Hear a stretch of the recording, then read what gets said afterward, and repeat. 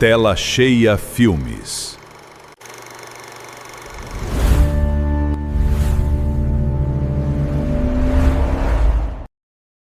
Existe um momento muito específico na adolescência em que o mundo exterior deixa de ser um parque de diversões e passa a se parecer muito mais com um campo minado. Para alguns, a sobrevivência exige a construção de muralhas intransponíveis, fortalezas feitas de silêncio, fones de ouvido e o isolamento sagrado de um quarto trancado.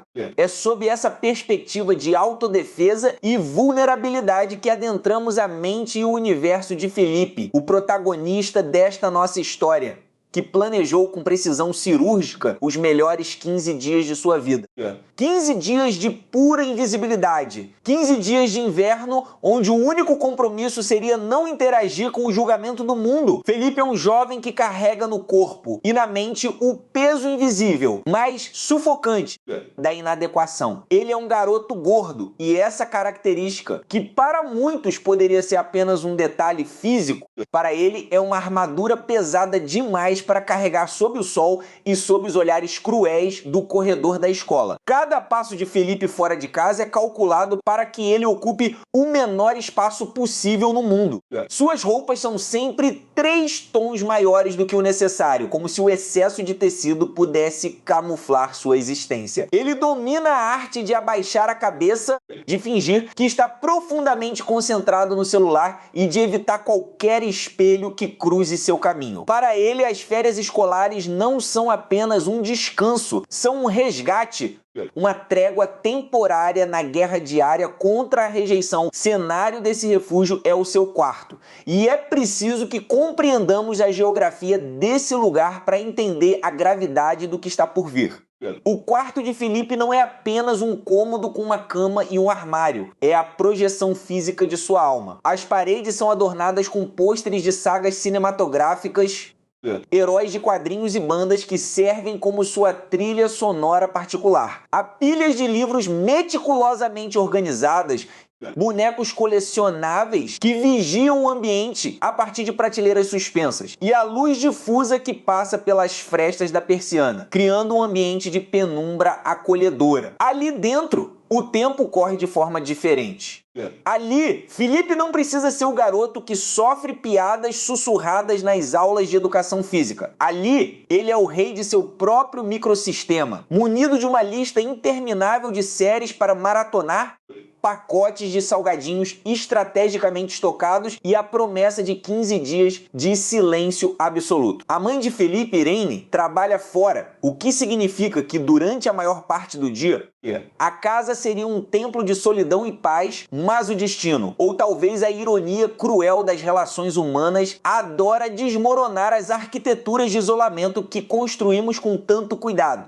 Faltavam poucas horas para o início oficial do recesso de 2 semanas. Felipe já estava deitado em sua cama, saboreando a doce sensação de não ter que acordar cedo no dia seguinte, quando ouve o som suave, mas insistente, da porta do seu quarto se abrindo. É sua mãe. Irene é uma mulher dedicada, cujo amor pelo filho se manifesta em uma preocupação constante com sua reclusão. Ela entra no quarto com aquele olhar que todas as mães possuem quando estão prestes a dar uma notícia que sabem que não será bem recebida, mas que consideram necessária. Ela se senta na beira da cama, quebrando a barreira invisível do espaço pessoal de Felipe, e começa a acariciar suas pernas cobertas pelo edredom. A voz de Irene é mansa, quase um sussurro desculpável enquanto ela explica a situação. A vizinha do andar de cima, uma mulher simpática que sempre manteve uma relação cordial com a família, precisa fazer uma viagem de emergência de 2 semanas. Uma viagem de trabalho ou um problema familiar urgente? Os detalhes pouco importavam para Felipe naquele momento. O que importava, o que fez seu coração falhar uma batida e sua garganta secar instantaneamente, foi a conclusão daquela explicação. A vizinha não poderia deixar seu filho sozinho no apartamento. E por causa disso, em um ato de solidariedade vizinha que Felipe considerou uma verdadeira traição familiar, Irene havia oferecido sua própria casa para acolher o garoto. Não seria apenas um hóspede, seria um hóspede que passaria as próximas 2 semanas dormindo exatamente no mesmo quarto que Felipe, dividindo o mesmo espaço, o mesmo ar, a mesma intimidade que ele levara anos para proteger atrás de portas trancadas. Então o nome é pronunciado. Caio. Para qualquer outra pessoa, Caio seria apenas o vizinho do andar de cima. Mas para Felipe, Caio é uma entidade. Ele é o garoto que estuda na mesma escola, o menino que transborda uma autoconfiança natural que Felipe julga ser um superpoder inacessível. Caio é alto. Tem um sorriso que parece iluminar sem esforços ambientes por onde passa e é cercado por um grupo de amigos que parecem ter saído diretamente de um comercial de televisão sobre juventude perfeita. Para Felipe, Caio representa tudo o que ele próprio não é, tudo o que ele secretamente deseja ser e, acima de tudo, Caio é o seu maior e mais doloroso crush platônico. É o garoto que Felipe observa secretamente pelo retrovisor do elevador, fingindo ler alguma coisa no celular enquanto tenta memorizar o perfume dele, ou o rapaz que ele acompanha com os olhos pelo pátio do colégio, sempre mantendo uma distância segura para não correr o risco de ser notado. A notícia cai sobre Felipe como um desmoronamento de terra. O pânico que se instala em seu peito não é apenas a timidez comum de receber uma visita, é um terror existencial profundo. A presença de Caio naquele quarto significa que todas as suas imperfeições, todas as suas rotinas de segurança e toda a sua vulnerabilidade física estarão expostas, sob luz direta, 24 horas por dia, durante 15 longos dias. Como ele conseguiria dormir sabendo que o objeto de seus desejos e de suas maiores inseguranças está a poucos metros de distância? Como ele lidaria com a vergonha de seu próprio corpo em um espaço tão confinado? Como esconder as marcas de sua ansiedade quando não há mais para onde fugir? Os protestos de Felipe são imediatos, mas inúteis. Ele tenta argumentar com a mãe, sua voz subindo um tom, misturando frustração com um desespero que ele tenta disfarçar como mera preferência por privacidade. Ele diz que o quarto é pequeno demais, que eles não têm intimidade, que será desconfortável para ambos. Mas Irene, com a sabedoria prática de quem deseja que o filho socialize e saia um pouco de sua bolha, permanece irredutível. Ela argumenta que Caio é um bom garoto que está passando por um momento difícil com a viagem da mãe e que 2 semanas passam rápido. Ela sela o destino de Felipe com um beijo na testa e um pedido para que ele seja compreensivo. A noite que se segue é uma tortura de antecipação. Felipe não consegue dormir. Ele encara o teto do quarto, onde as sombras das árvores da rua dançam de forma quase fantasmagórica. Ele imagina todos os cenários catastróficos possíveis. Ele se visualiza tropeçando nas próprias palavras, passando vergonha ao trocar de roupa, ou pior, sendo alvo do julgamento silencioso daquele garoto perfeito.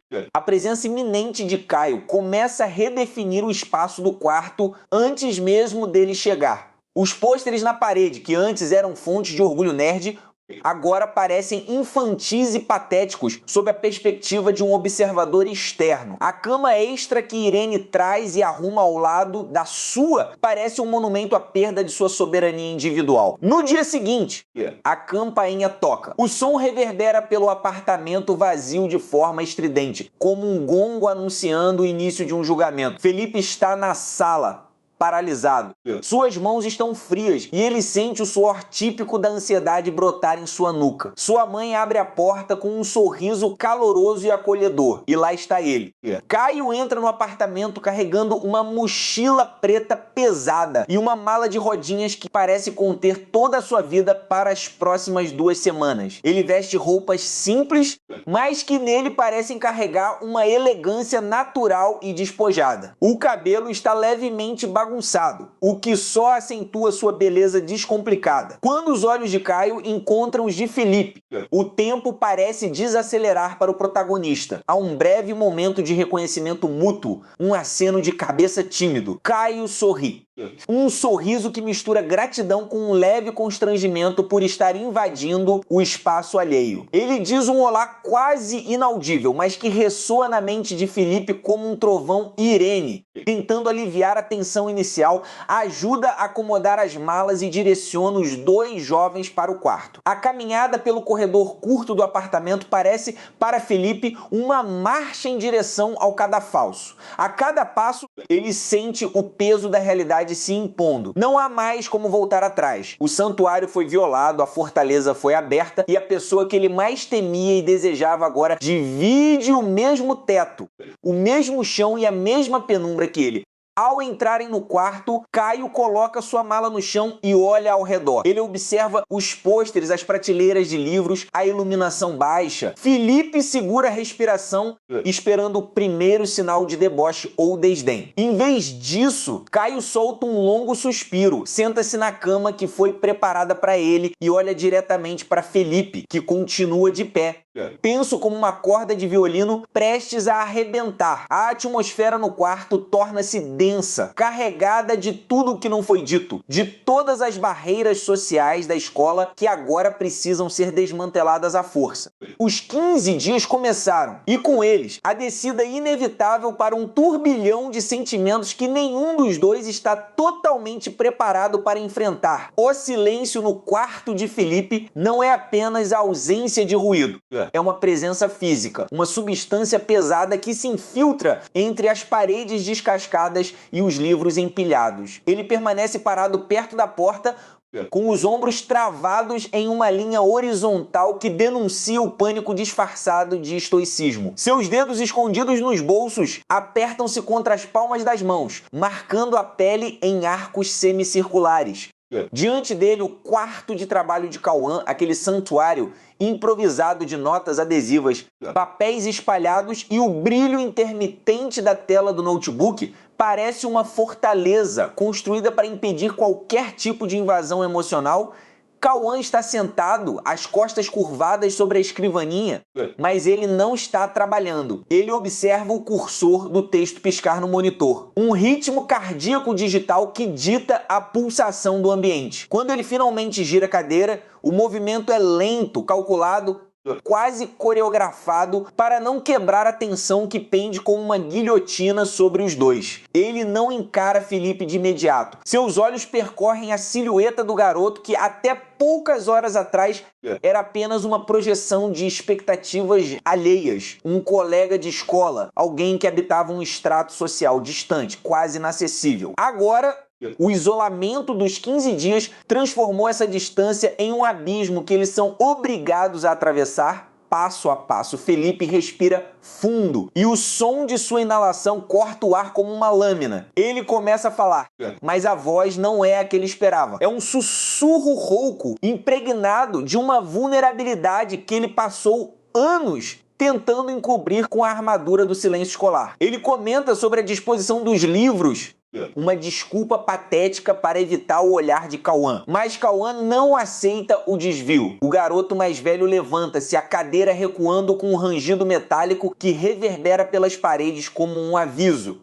Ele se aproxima de Felipe, invadindo o espaço pessoal, desafiando as fronteiras invisíveis que a escola construiu entre eles. A psicologia por trás deste confronto é visceral. Cauã sempre foi o observador, o estrategista que analisa as dinâmicas humanas como se fossem equações matemáticas, enquanto Felipe sempre foi o objeto de análise, o garoto introspectivo, aquele cujas reações eram imprevisíveis, mas sempre reprimidas. Agora o jogo mudou. Com a obrigação da convivência forçada, Cauã percebe que Felipe não é o que o seu intelecto projetou. Há uma profundidade nos olhos de Felipe, um brilho de tempestade contida que desperta em Cauã um interesse que vai muito além da curiosidade intelectual. Ele quer desmantelar o que restou das defesas de Felipe, quer descobrir o que se esconde atrás daquele véu de conformidade. Felipe sente a proximidade de Cauã, o calor que emana do corpo do outro,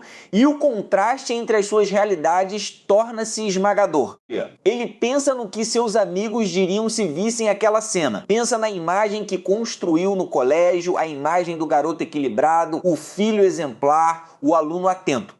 Tudo isso se desfaz no instante em que ele percebe que Cauã conhece exatamente a natureza da sua inquietude. Não há mais como mentir sobre o que eles sentem, porque os 15 dias não são uma punição, são um espelho.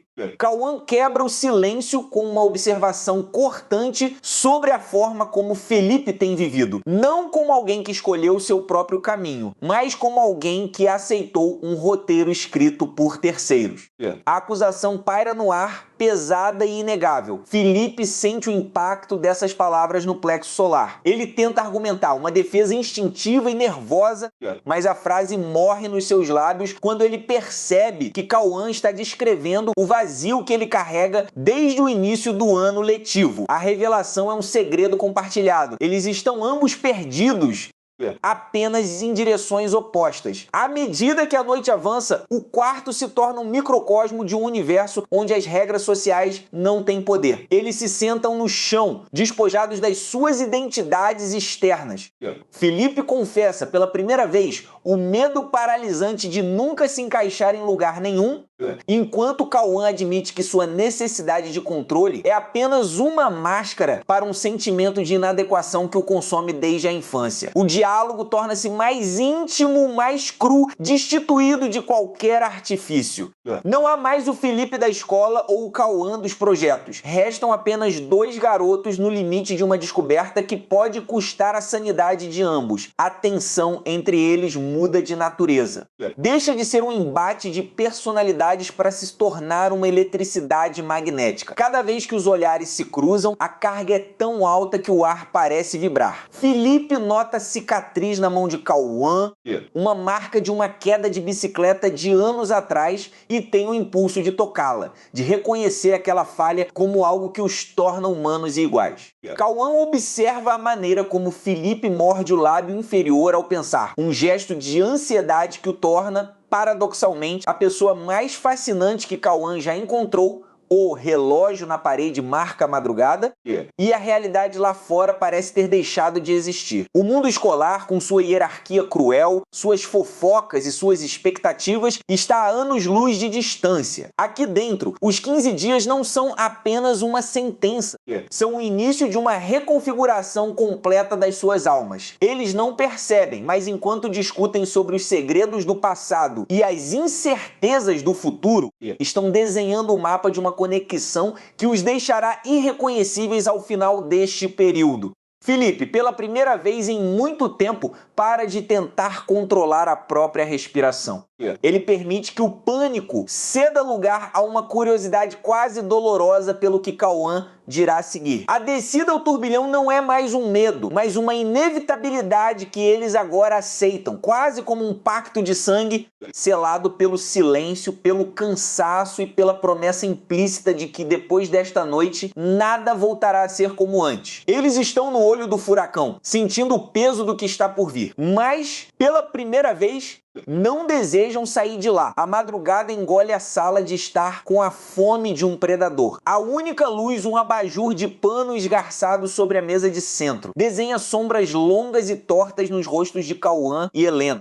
O silêncio que os unia agora se estilhaça quando Cauã se levanta, não de forma brusca, mas como quem carrega um peso insuportável no próprio esqueleto. Ele caminha até a janela, as costas voltadas para ela, e apoia as mãos no vidro gelado. A cidade lá fora dorme, indiferente, e isso o irrita. Essa normalidade alheia à tempestade que há dentro dele, dentro daquela casa, dentro daquele casamento. Helena não se move. Ela apenas observa a tensão nos ombros dele, a nuca suada, os fios de cabelo colados na pele. Ela conhece aquele corpo de memória, conhece cada curva de suas costas, cada cicatriz invisível. Mas naquela noite ele parece outro homem, um estranho que vestiu seu marido para uma última performance. Quando Cauã finalmente fala, a voz sai rouca, quase um sussurro que rasga a quietude. Eu deveria ter contado tudo desde o início, mas eu tinha medo de que você visse quem eu realmente sou. E agora, depois de todo esse tempo, depois de ter construído essa vida com você, essa mentira confortável, Eu não sei mais qual é a verdade. Helena sente o estômago virar. Um arrepio percorre sua espinha e ela aperta as mãos contra as coxas, cravando as unhas na carne para sentir algo além daquele frio. Ela quer perguntar, quer gritar, mas sua voz sai contida, carregada de uma calma que é quase ameaçadora. Conta. Cauã, eu não tenho mais nada a perder. Esta é a última noite, a última margem. Ellie ri, uma risada amarga e baixa, sem humor algum. Vira-se lentamente, como se cada vértebra precisasse ser destravada à força. Os olhos dele estão vermelhos, não de choro, mas de uma fúria mal contida, uma chama que veio de baixo de um porão que ele nunca mostrou. Ele olha para ela com uma intensidade que a faz sentir que é a primeira vez que ele a vê de verdade. Você já se perguntou por que nunca concordei em ter filhos? Por que cada vez que você mencionava o assunto, eu mudava de conversa, arrumava uma desculpa esfarrapada? Helena sente um soco no estômago. Aquela pergunta é um buraco negro que suga todo o ar da sala. Ela engole seco, tenta estruturar uma resposta, mas ele corta dela com a mão estendida, como se o gesto fosse capaz de apagar o passado. Não é falta de vontade, Helena. É impossibilidade. Não há futuro biológico para nós. Não há herdeiros dessa história. Eu descobri isso há 7 anos, quando fiz um exame em sigilo em um hospital no interior, sem dar qualquer pista para você. E desde então, carrego a culpa de não ter sido o homem que você merecia, de não poder te dar o que todas as mulheres sonham. A confissão cai como uma bomba. Helena fica em silêncio, mas o tempo não passa. Os segundos se alongam em uma eternidade. Ela olha para o abajur, para a poeira bailando no feixe de luz, para as mãos dele que tremem levemente, e percebe que aquele tremor não é de nervosismo, mas de alívio. Ele finalmente está se livrando de um fardo que o corroía por dentro. Mas Helena não é mulher de ser vítima de revelações. Ela se levanta, caminha em direção a ele com passos calculados, como uma pantera contornando a presa. Para cerca de um palmo de distância, o suficiente para sentir o cheiro de cigarro e desespero que emana dele. Ela toca o queixo dele, forçando-o a olhar nos olhos dela. E você acha que essa é a maior verdade? Que essa confissão muda tudo? Eu não estou aqui por causa de filhos que nunca existiram, Cauã. Eu estou aqui porque eu sei que você matou alguém.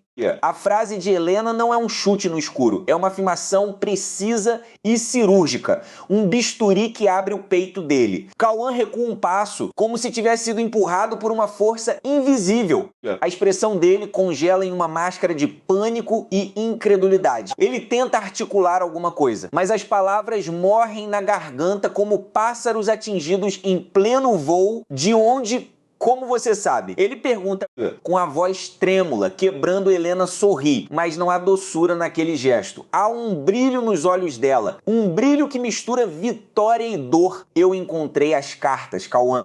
As cartas que você escondeu no bolso interno do casaco velho, aquele que você nunca usa, o que ficava no fundo do armário. Eu as encontrei há 6 meses, quando procurava um botão de punho para uma camisa.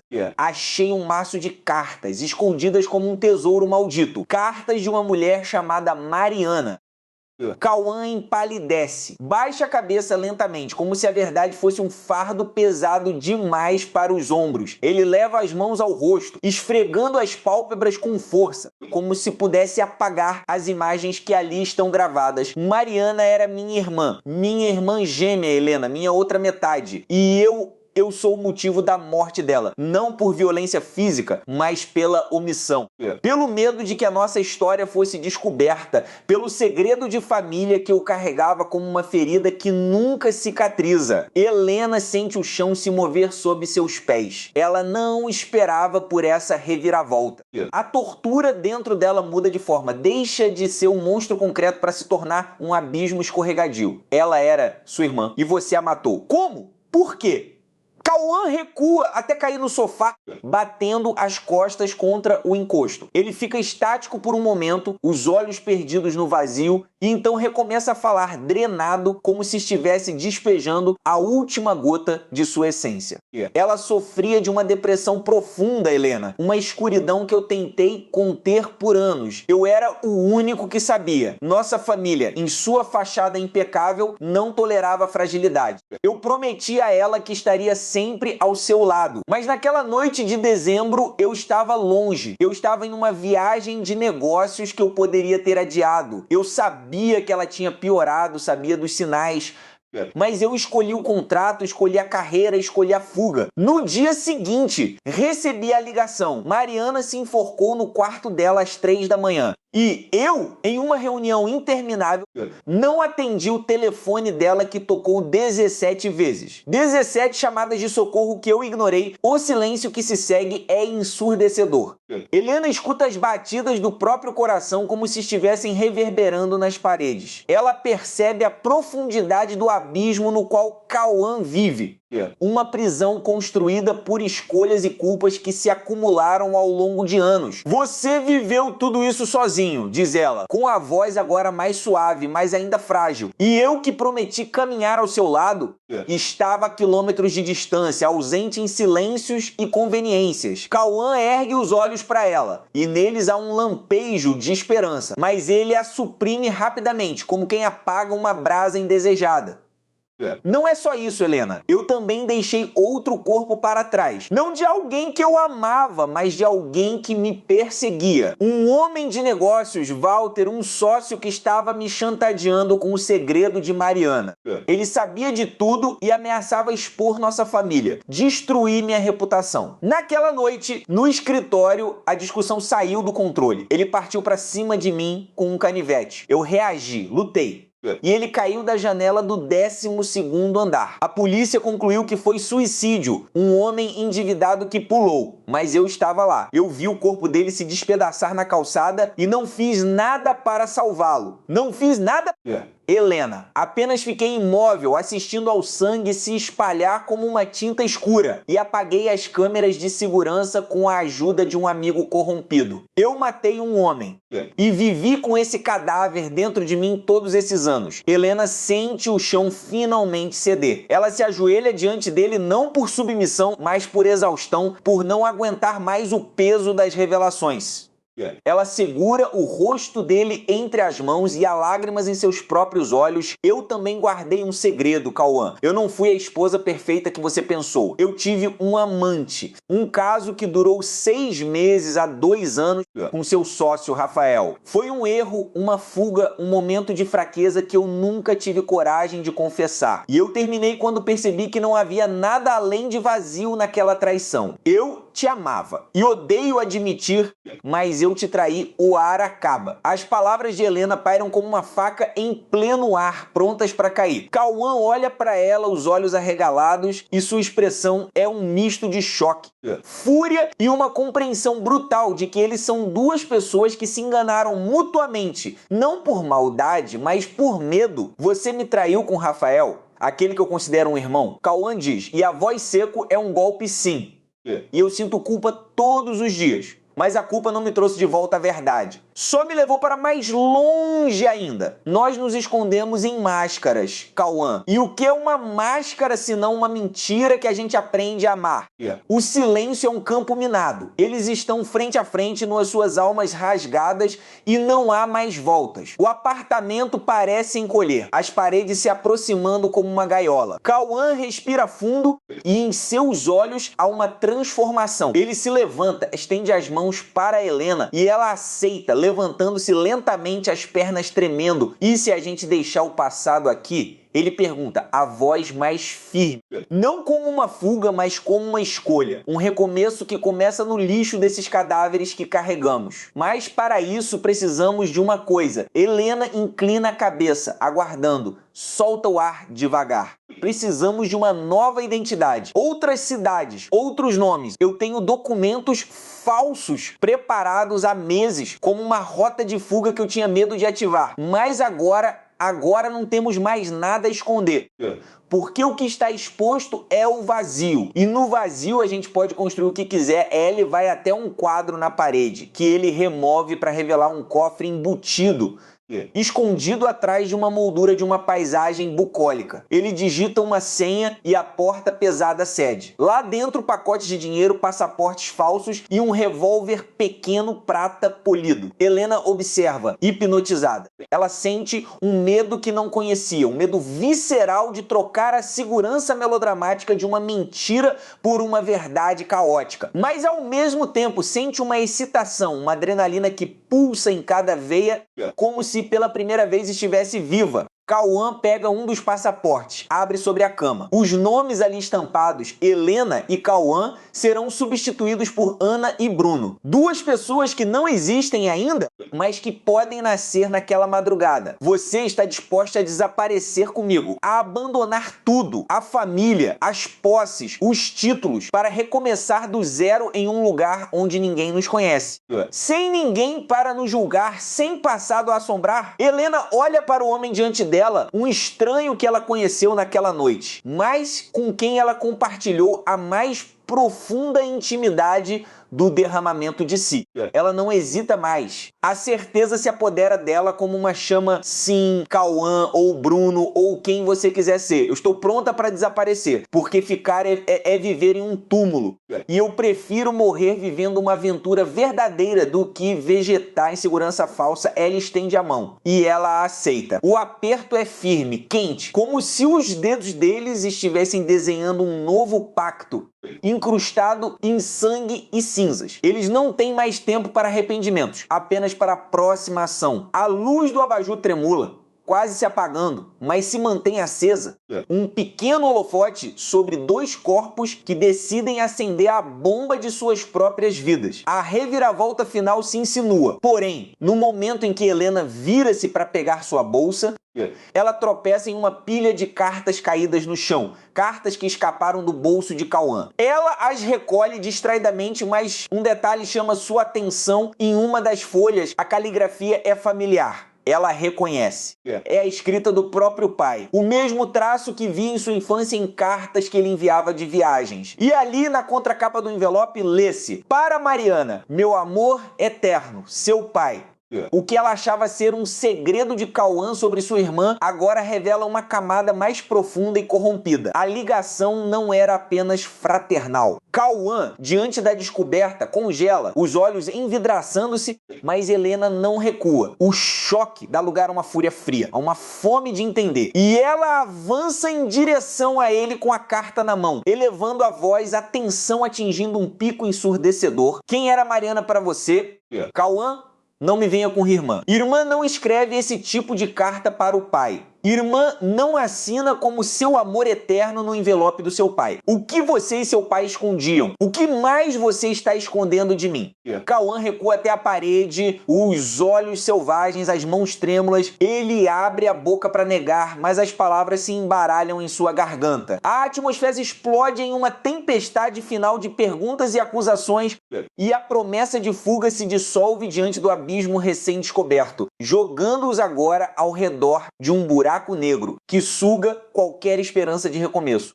A ação é um grito abafado quando o som de passos ecoa no corredor do apartamento, seguido de uma batida dura e seca na porta. 3 batidas firmes, ó quebra-cabeça, a verdade e a mentira, agora se entrelaçam em um nó impossível. E a voz do lado de fora, rouca e familiar, corta a tensão como uma lâmina. Abram, Polícia Federal. Temos mandado de busca e apreensão. Abram já! Eles se olham, paralisados.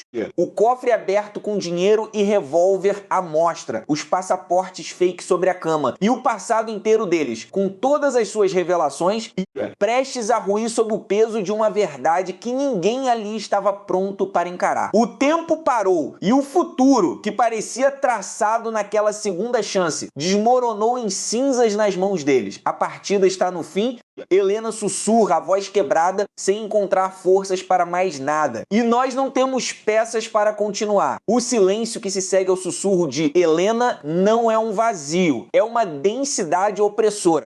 Uma matéria física que preenche cada fresta do quarto, onde as sombras parecem alongar-se, como se a própria arquitetura da casa estivesse tentando digerir a confissão que acabara de ser feita. Sobre a cama, entre eles, não jaz apenas um pedaço de papel ou uma verdade técnica, mas o cadáver de uma ilusão. O passado, com todas as suas engrenagens enferrujadas, finalmente travou. A luz do crepúsculo, que entra pela janela em tons de âmbar doente, ilumina as partículas de poeira que dançam no ar, indiferentes ao cataclismo emocional que se desenrola entre dois seres que, há poucos instantes, acreditavam ser o porto seguro um do outro. Helena desvia o olhar, fixando na textura desgastada do assoalho de madeira. Seus ombros, antes erguidos por uma esperança quase infantil de redenção, agora colapsam sob o peso da gravidade. Ela não chora. O choque é uma anestesia mais potente que qualquer lágrima. Quando ela diz que não há mais peças, ela não fala apenas da partida que jogavam,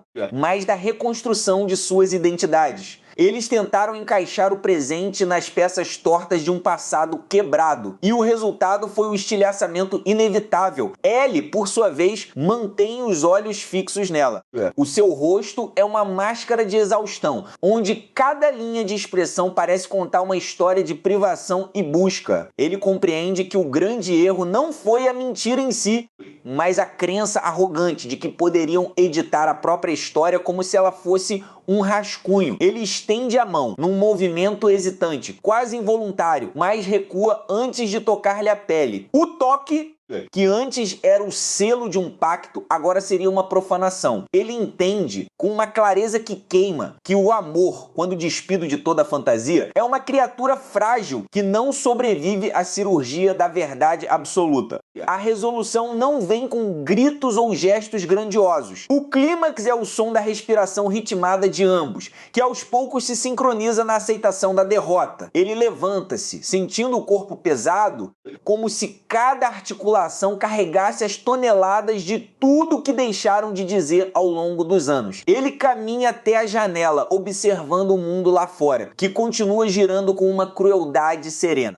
As pessoas na rua têm destinos, têm planos, têm a ignorância do conforto. Eles, por outro lado, chegaram ao fim do mapa. A mensagem central da jornada deles revela-se agora, crua e incontestável. O perdão não é a ausência de dor, mas a capacidade de habitar a ruína sem tentar reconstruir o que o tempo já declarou morto. Eles não vão terminar juntos, e essa é a forma mais alta de dignidade que lhes resta. O amor aqui transmuta-se de posse em libertação. Ao escolherem não lutar por uma sobrevivência artificial, eles se permitem, pela primeira vez, respirar como indivíduos completos, ainda que feridos. Helena levanta-se também.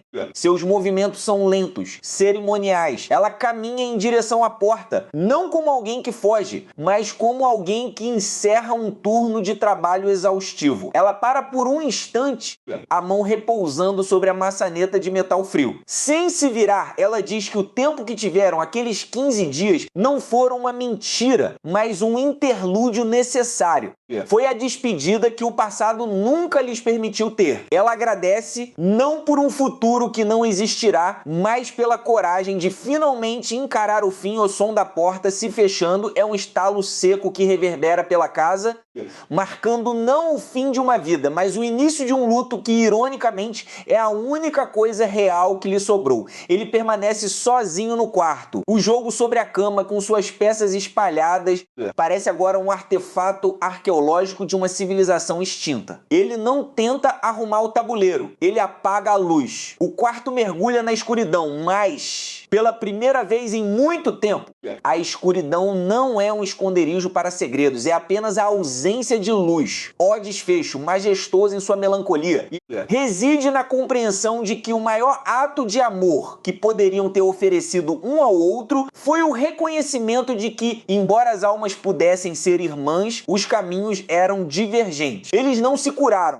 eles se entenderam. E, na vastidão fria da vida que recomeça lá fora, cada um carregará a cicatriz como um mapa, sabendo que, embora o passado tenha ruído, as fundações do que eles são agora, sem as ilusões, são finalmente sólidas o suficiente para sustentar o resto de seus dias, em separado, mais livres da sombra do que nunca poderia ter sido. A partida está encerrada, as peças foram guardadas e a cortina desce sobre a quietude de um horizonte que não promete felicidade, mas que finalmente não exige mais mentiras. Existe um momento muito específico na adolescência em que o mundo exterior deixa de ser um parque de diversões e passa a se parecer muito mais com um campo minado. Para alguns, a sobrevivência exige a construção de muralhas intransponíveis, fortalezas feitas de silêncio, fones de ouvido e o isolamento sagrado de um quarto trancado. É sob essa perspectiva de autodefesa e vulnerabilidade que adentramos a mente e o universo de Felipe, o protagonista desta nossa história, que planejou com precisão cirúrgica os melhores 15 dias de sua vida. 15 dias de pura invisibilidade. 15 dias de inverno onde o único compromisso seria não interagir com o julgamento do mundo. Felipe é um jovem que carrega no corpo e na mente o peso invisível, mas sufocante, da inadequação. Ele é um garoto gordo e essa característica, que para muitos poderia ser apenas um detalhe físico, para ele é uma armadura pesada demais para carregar sob o sol e sob os olhares cruéis do corredor da escola. Cada passo de Felipe fora de casa é calculado para que ele ocupe o menor espaço possível no mundo. Suas roupas são sempre 3 tons maiores do que o necessário, como se o excesso de tecido pudesse camuflar sua existência. Ele domina a arte de abaixar a cabeça, de fingir que está profundamente concentrado no celular e de evitar qualquer espelho que cruze seu caminho. Para ele, as férias escolares não são apenas um descanso, são um resgate, uma trégua temporária na guerra diária contra a rejeição. O cenário desse refúgio é o seu quarto. E é preciso que compreendamos a geografia desse lugar para entender a gravidade do que está por vir. O quarto de Felipe não é apenas um cômodo com uma cama e um armário. É a projeção física de sua alma. As paredes são adornadas com pôsteres de sagas cinematográficas, heróis de quadrinhos e bandas que servem como sua trilha sonora particular. Há pilhas de livros meticulosamente organizadas, bonecos colecionáveis que vigiam o ambiente a partir de prateleiras suspensas, e a luz difusa que passa pelas frestas da persiana, criando um ambiente de penumbra acolhedora. Ali dentro, o tempo corre de forma diferente. Ali, Felipe não precisa ser o garoto que sofre piadas sussurradas nas aulas de educação física. Ali, ele é o rei de seu próprio microsistema, munido de uma lista interminável de séries para maratonar, pacotes de salgadinhos estrategicamente estocados e a promessa de 15 dias de silêncio absoluto. A mãe de Felipe, Irene, trabalha fora, o que significa que durante a maior parte do dia, a casa seria um templo de solidão e paz, mas o destino, ou talvez a ironia cruel das relações humanas, adora desmoronar as arquiteturas de isolamento que construímos com tanto cuidado. Faltavam poucas horas para o início oficial do recesso de 2 semanas. Felipe já estava deitado em sua cama, saboreando a doce sensação de não ter que acordar cedo no dia seguinte, quando ouve o som suave, mas insistente, da porta do seu quarto se abrindo. É sua mãe. Irene é uma mulher dedicada, cujo amor pelo filho se manifesta em uma preocupação constante com sua reclusão. Ela entra no quarto com aquele olhar que todas as mães possuem quando estão prestes a dar uma notícia que sabem que não será bem recebida, mas que consideram necessária. Ela se senta na beira da cama, quebrando a barreira invisível do espaço pessoal de Felipe, e começa a acariciar suas pernas cobertas cobertas pelo edredom. A voz de Irene é mansa, quase um sussurro desculpável enquanto ela explica a situação. A vizinha do andar de cima, uma mulher simpática que sempre manteve uma relação cordial com a família, precisa fazer uma viagem de emergência de 2 semanas. Uma viagem de trabalho ou um problema familiar urgente?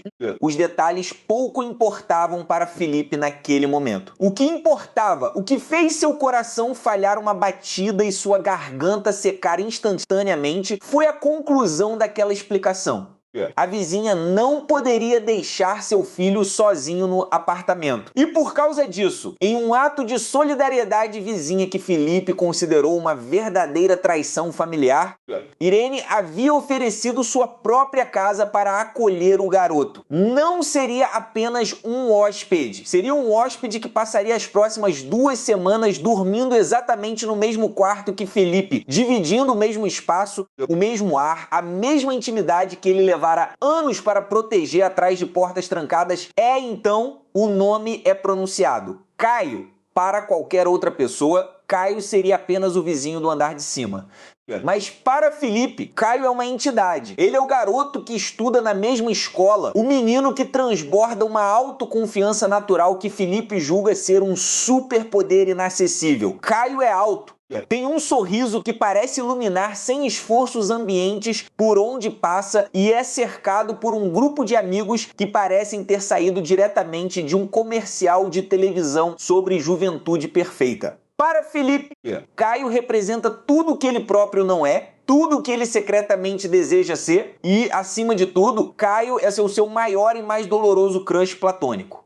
É o garoto que Felipe observa secretamente pelo retrovisor do elevador, fingindo ler alguma coisa no celular enquanto tenta memorizar o perfume dele, ou o rapaz que ele acompanha com os olhos pelo pátio do colégio, sempre mantendo uma distância segura para não correr o risco de ser notado. A notícia cai sobre Felipe como um desmoronamento de terra.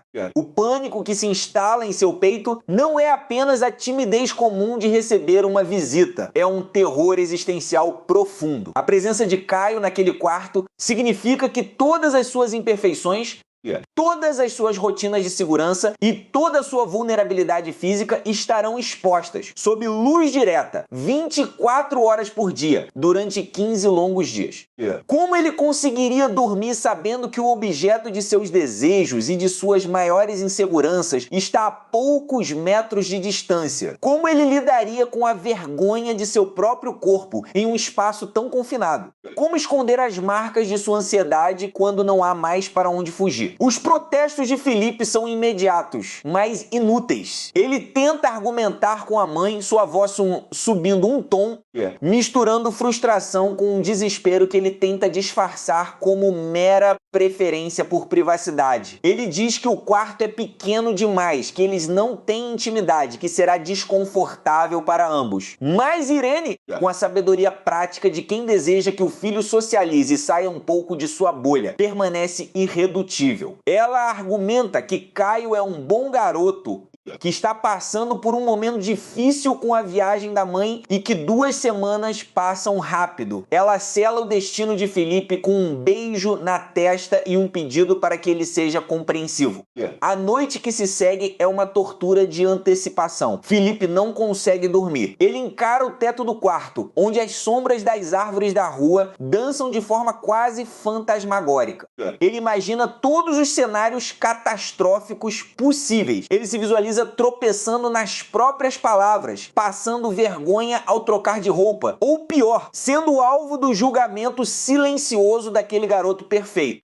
A presença iminente de Caio começa a redefinir o espaço do quarto antes mesmo dele chegar. Os pôsteres na parede, que antes eram fontes de orgulho nerd, agora parecem infantis e patéticos sob a perspectiva de um observador externo. A cama extra que Irene traz e arruma ao lado da sua parece um monumento à perda de sua soberania individual. No dia seguinte, a campainha toca. O som reverbera pelo apartamento vazio de forma estridente, como um gongo anunciando o início de um julgamento. Felipe está na sala, paralisado. Suas mãos estão frias e ele sente o suor típico da ansiedade brotar em sua nuca. Sua mãe abre a porta com um sorriso caloroso e acolhedor. E lá está ele.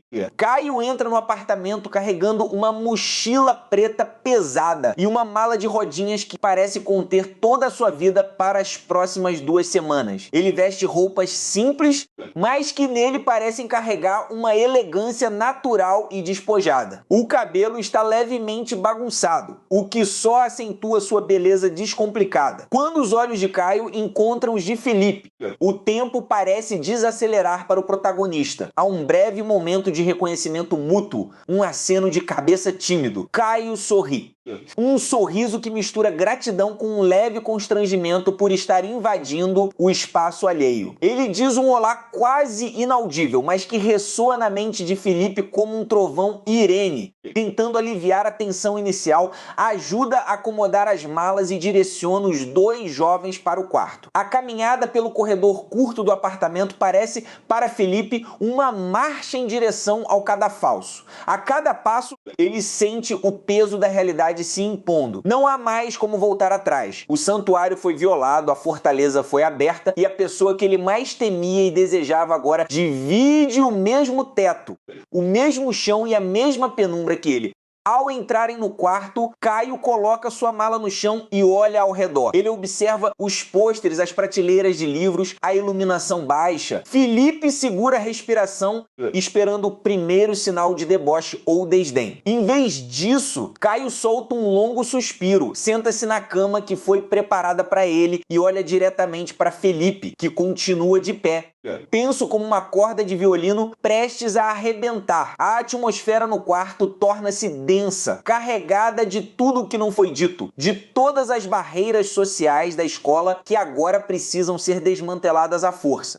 Os 15 dias começaram, e com eles, a descida inevitável para um turbilhão de sentimentos que nenhum dos dois está totalmente preparado para enfrentar. O silêncio no quarto de Felipe não é apenas a ausência de ruído. É uma presença física, uma substância pesada que se infiltra entre as paredes descascadas e os livros empilhados. Ele permanece parado perto da porta, com os ombros travados em uma linha horizontal que denuncia o pânico disfarçado de estoicismo. Seus dedos escondidos nos bolsos apertam-se contra as palmas das mãos, marcando a pele em arcos semicirculares. Diante dele, o quarto de trabalho de Cauã, aquele santuário improvisado de notas adesivas, papéis espalhados e o brilho intermitente da tela do notebook parece uma fortaleza construída para impedir qualquer tipo de invasão emocional.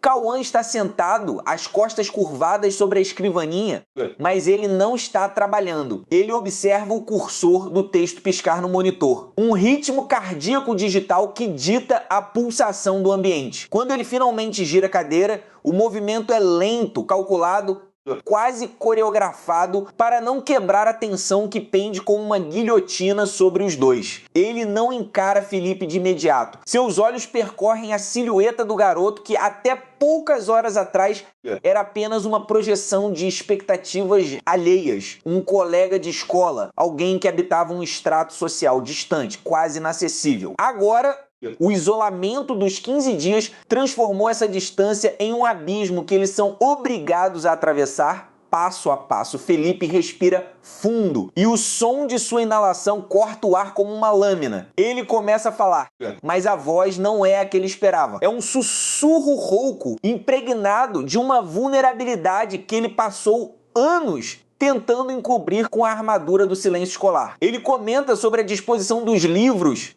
uma desculpa patética para evitar o olhar de Cauã. Mas Cauã não aceita o desvio. O garoto mais velho levanta-se, a cadeira recuando com um rangido metálico que reverbera pelas paredes como um aviso.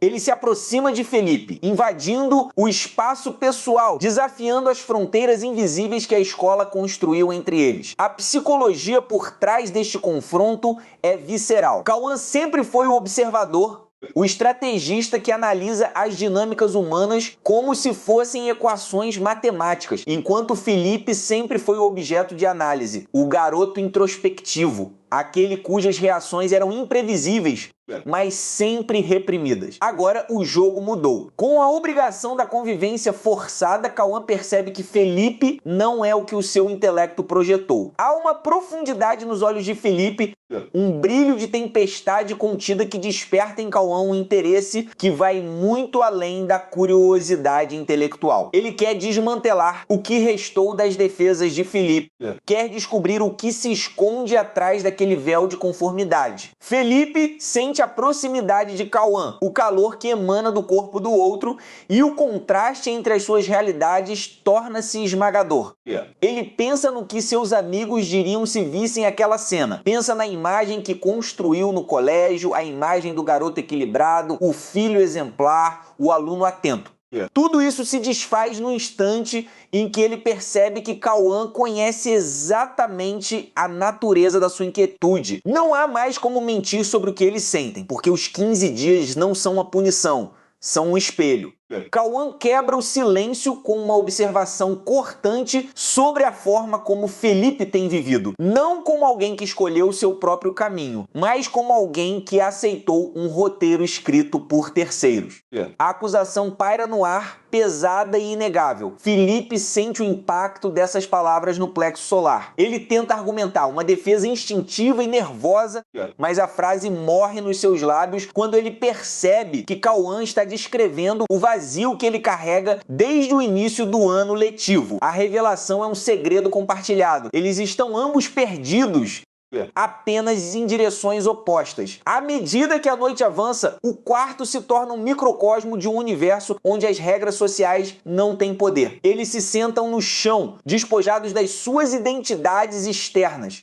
Felipe confessa pela primeira vez o medo paralisante de nunca se encaixar em lugar nenhum, enquanto Cauã admite que sua necessidade de controle é apenas uma máscara para um sentimento de inadequação que o consome desde a infância. O diálogo torna-se mais íntimo, mais cru, destituído de qualquer artifício. Não há mais o Felipe da escola ou o Cauã dos projetos. Restam apenas dois garotos no limite de uma descoberta que pode custar a sanidade de ambos. A tensão entre eles muda de natureza.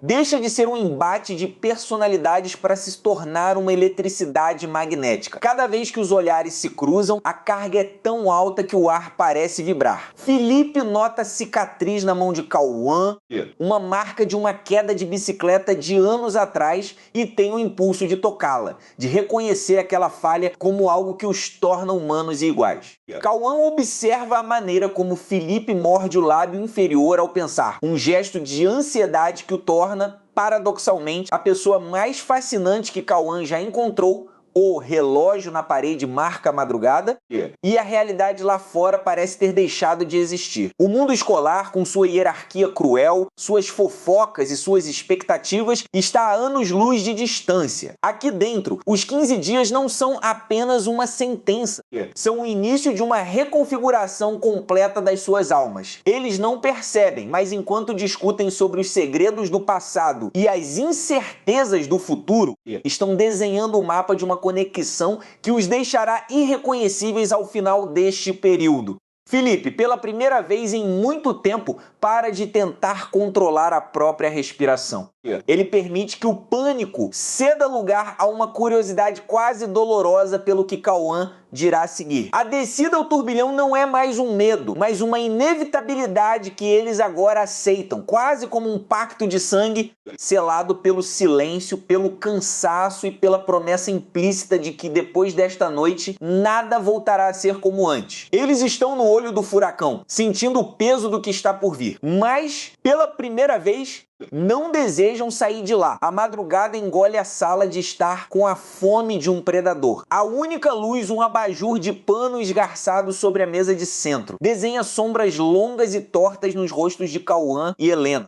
O silêncio que os unia agora se estilhaça quando Cauã se levanta, não de forma brusca, mas como quem carrega um peso insuportável no próprio esqueleto. Ele caminha até a janela, as costas voltadas para ela, e apoia as mãos no vidro gelado. A cidade lá fora dorme, indiferente, e isso o irrita, essa normalidade alheia à tempestade que há dentro dele, dentro daquela casa, dentro daquele casamento. Helena não se move. Ela apenas observa a tensão nos ombros dele, a nuca suada, os fios de cabelo colados na pele. Ela conhece aquele corpo de memória, conhece cada curva de suas costas, cada cicatriz invisível. Mas naquela noite ele parece outro homem, um estranho que vestiu seu marido para uma última performance. Quando Cauã finalmente fala, a voz sai rouca, quase um sussurro que rasga a quietude. Eu deveria ter contado tudo desde o início, mas eu tinha medo de que você visse quem eu realmente sou. E agora, depois de todo esse tempo, depois de ter construído essa vida com você, essa mentira confortável, eu não sei mais qual é a verdade. Helena sente o estômago virar. Um arrepio percorre sua espinha e ela aperta as mãos contra as coxas, cravando as unhas na carne para sentir algo além daquele frio. Ela quer perguntar, quer gritar, mas sua voz sai contida, carregada de uma calma que é quase ameaçadora. Conta, Cauã, eu não tenho mais nada a perder. Esta é a última noite, a última margem. Ele ri, uma risada amarga e baixa, sem humor algum. Vira-se lentamente, como se cada vértebra precisasse ser destravada à força. Os olhos dele estão vermelhos, não de choro, mas de uma fúria mal contida, uma chama que veio de baixo de um porão que ele nunca mostrou. Ele olha para ela com uma intensidade que a faz sentir que é a primeira vez que ele a vê de verdade. Você já se perguntou por que nunca concordei em ter filhos? Por que cada vez que você mencionava o assunto, eu mudava de conversa, arrumava uma desculpa esfarrapada? Helena sente um soco no estômago. Aquela pergunta é um buraco negro que suga todo o ar da sala. Ela engole seco, tenta estruturar uma resposta, mas ele corta dela com a mão estendida, como se o gesto fosse capaz de apagar o passado. Não é falta de vontade, Helena. É impossibilidade. Não há futuro biológico para nós. Não há herdeiros dessa história. Eu descobri isso há 7 anos, quando fiz um exame em sigilo em um hospital no interior, sem dar qualquer pista para você. E desde então, carrego a culpa de não ter sido o homem que você merecia, de não poder te dar o que todas as mulheres sonham. A confissão cai como uma bomba. Helena fica em silêncio, mas o tempo não passa. Os segundos se alongam em uma eternidade. Ela olha para o abajur, para a poeira bailando no feixe de luz, para as mãos dele que tremem levemente, e percebe que aquele tremor não é de nervosismo, mas de alívio. Ele finalmente está se livrando de um fardo que o corroía por dentro. Mas Helena não é mulher de ser vítima de revelações. Ela se levanta, caminha em direção a ele com passos calculados, como uma pantera contornando a presa. Para cerca de um palmo de distância, o suficiente para sentir o cheiro de cigarro e desespero que emana dele. Ela toca o queixo dele, forçando-o a olhar nos olhos dela. E você acha que essa é a maior verdade? Que essa confissão muda tudo? Eu não estou aqui por causa de filhos que nunca existiram, Cauã. Eu estou aqui porque eu sei que você matou alguém. A frase de Helena não é um chute no escuro, é uma afirmação precisa e cirúrgica, um bisturi que abre o peito dele. Cauã recua um passo, como se tivesse sido empurrado por uma força invisível. A expressão dele congela em uma máscara de pânico e incredulidade. Ele tenta articular alguma coisa, mas as palavras morrem na garganta como pássaros atingidos em pleno voo, de onde... Como você sabe? Ele pergunta com a voz trêmula, quebrando Helena sorrir, mas não há doçura naquele gesto. Há um brilho nos olhos dela, um brilho que mistura vitória e dor. Eu encontrei as cartas, Cauã.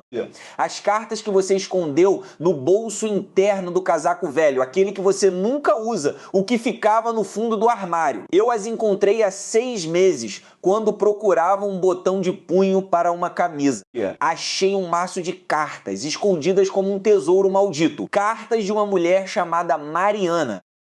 Cauã empalidece, baixa a cabeça lentamente, como se a verdade fosse um fardo pesado demais para os ombros. Ele leva as mãos ao rosto, esfregando as pálpebras com força, como se pudesse apagar as imagens que ali estão gravadas. Mariana era minha irmã gêmea, Helena, minha outra metade. E eu eu sou o motivo da morte dela. Não por violência física, mas pela omissão. Pelo medo de que a nossa história fosse descoberta, pelo segredo de família que eu carregava como uma ferida que nunca cicatriza. Helena sente o chão se mover sob seus pés. Ela não esperava por essa reviravolta. A tortura dentro dela muda de forma, deixa de ser um monstro concreto para se tornar um abismo escorregadio. Ela era sua irmã e você a matou. Como? Por quê? Cauã recua até cair no sofá, batendo as costas contra o encosto. Ele fica estático por um momento, os olhos perdidos no vazio, e então recomeça a falar drenado, como se estivesse despejando a última gota de sua essência. Ela sofria de uma depressão profunda, Helena, uma escuridão que eu tentei conter por anos. Eu era o único que sabia. Nossa família, em sua fachada impecável, não tolerava fragilidade. Eu prometi a ela que estaria sempre ao seu lado. Mas naquela noite de dezembro, eu estava longe. Eu estava em uma viagem de negócios que eu poderia ter adiado. Eu sabia que ela tinha piorado, sabia dos sinais. Mas eu escolhi o contrato, escolhi a carreira, escolhi a fuga. No dia seguinte, recebi a ligação. Mariana se enforcou no quarto dela às 3 da manhã. E eu, em uma reunião interminável, não atendi o telefone dela que tocou 17 vezes. 17 chamadas de socorro que eu ignorei. O silêncio que se segue é ensurdecedor. Helena escuta as batidas do próprio coração como se estivessem reverberando nas paredes. Ela percebe a profundidade do abismo no qual Cauã vive. Uma prisão construída por escolhas e culpas que se acumularam ao longo de anos. Você viveu tudo isso sozinho, diz ela, com a voz agora mais suave, mas ainda frágil. E eu que prometi caminhar ao seu lado, estava a quilômetros de distância, ausente em silêncios e conveniências. Cauã ergue os olhos para ela, e neles há um lampejo de esperança, mas ele a suprime rapidamente, como quem apaga uma brasa indesejada. Não é só isso, Helena. Eu também deixei outro corpo para trás. Não de alguém que eu amava, mas de alguém que me perseguia. Um homem de negócios, Walter, um sócio que estava me chantageando com o segredo de Mariana. Ele sabia de tudo e ameaçava expor nossa família, destruir minha reputação. Naquela noite, no escritório, a discussão saiu do controle. Ele partiu para cima de mim com um canivete. Eu reagi, lutei. E ele caiu da janela do 12º andar. A polícia concluiu que foi suicídio, um homem endividado que pulou, mas eu estava lá. Eu vi o corpo dele se despedaçar na calçada e não fiz nada para salvá-lo. Não fiz nada... Helena, apenas fiquei imóvel assistindo ao sangue se espalhar como uma tinta escura e apaguei as câmeras de segurança com a ajuda de um amigo corrompido. Eu matei um homem e vivi com esse cadáver dentro de mim todos esses anos. Helena sente o chão finalmente ceder. Ela se ajoelha diante dele não por submissão, mas por exaustão, por não aguentar mais o peso das revelações. Ela segura o rosto dele entre as mãos e há lágrimas em seus próprios olhos. Eu também guardei um segredo, Cauã. Eu não fui a esposa perfeita que você pensou. Eu tive um amante. Um caso que durou 6 meses a 2 anos com seu sócio, Rafael. Foi um erro, uma fuga, um momento de fraqueza que eu nunca tive coragem de confessar. E eu terminei quando percebi que não havia nada além de vazio naquela traição. Eu te amava e odeio admitir, mas eu te traí, o ar acaba. As palavras de Helena pairam como uma faca em pleno ar, prontas para cair. Cauã olha para ela, os olhos arregalados, e sua expressão é um misto de choque, fúria e uma compreensão brutal de que eles são duas pessoas que se enganaram mutuamente, não por maldade, mas por medo. Você me traiu com Rafael, aquele que eu considero um irmão. Cauã diz, e a voz seco é um golpe sim. E eu sinto culpa todos os dias. Mas a culpa não me trouxe de volta a verdade. Só me levou para mais longe ainda. Nós nos escondemos em máscaras, Cauã. E o que é uma máscara senão uma mentira que a gente aprende a amar? O silêncio é um campo minado. Eles estão frente a frente nas suas almas rasgadas e não há mais voltas. O apartamento parece encolher, as paredes se aproximando como uma gaiola. Cauã respira fundo e em seus olhos há uma transformação. Ele se levanta, estende as mãos para Helena e ela aceita, levantando-se lentamente, as pernas tremendo. E se a gente deixar o passado aqui, Ele pergunta, a voz mais firme. Não como uma fuga, mas como uma escolha. Um recomeço que começa no lixo desses cadáveres que carregamos. Mas para isso precisamos de uma coisa. Helena inclina a cabeça, aguardando. Solta o ar devagar. Precisamos de uma nova identidade. Outras cidades, outros nomes. Eu tenho documentos falsos preparados há meses, como uma rota de fuga que eu tinha medo de ativar. Mas agora não temos mais nada a esconder. Porque o que está exposto é o vazio. E no vazio a gente pode construir o que quiser. Ellie vai até um quadro na parede, que ele remove para revelar um cofre embutido, escondido atrás de uma moldura de uma paisagem bucólica. Ele digita uma senha e a porta pesada cede. Lá dentro, pacotes de dinheiro, passaportes falsos e um revólver pequeno prata polido. Helena observa, hipnotizada. Ela sente um medo que não conhecia, um medo visceral de trocar a segurança melodramática de uma mentira por uma verdade caótica. Mas ao mesmo tempo sente uma excitação, uma adrenalina que pulsa em cada veia, como se pela primeira vez estivesse viva. Cauã pega um dos passaportes, abre sobre a cama. Os nomes ali estampados, Helena e Cauã, serão substituídos por Ana e Bruno. Duas pessoas que não existem ainda, mas que podem nascer naquela madrugada. Você está disposta a desaparecer comigo, a abandonar tudo, a família, as posses, os títulos, para recomeçar do zero em um lugar onde ninguém nos conhece. Sem ninguém para nos julgar, sem passado a assombrar, Helena olha para o homem diante dela, um estranho que ela conheceu naquela noite, mas com quem ela compartilhou a mais profunda intimidade do derramamento de si. Ela não hesita mais. A certeza se apodera dela como uma chama, sim, Cauã ou Bruno ou quem você quiser ser. Eu estou pronta para desaparecer, porque ficar é viver em um túmulo. E eu prefiro morrer vivendo uma aventura verdadeira do que vegetar em segurança falsa. Ela estende a mão e ela a aceita. O aperto é firme, quente, como se os dedos deles estivessem desenhando um novo pacto, incrustado em sangue e cinzas. Eles não têm mais tempo para arrependimentos, apenas para a próxima ação. A luz do abajur tremula, quase se apagando, mas se mantém acesa.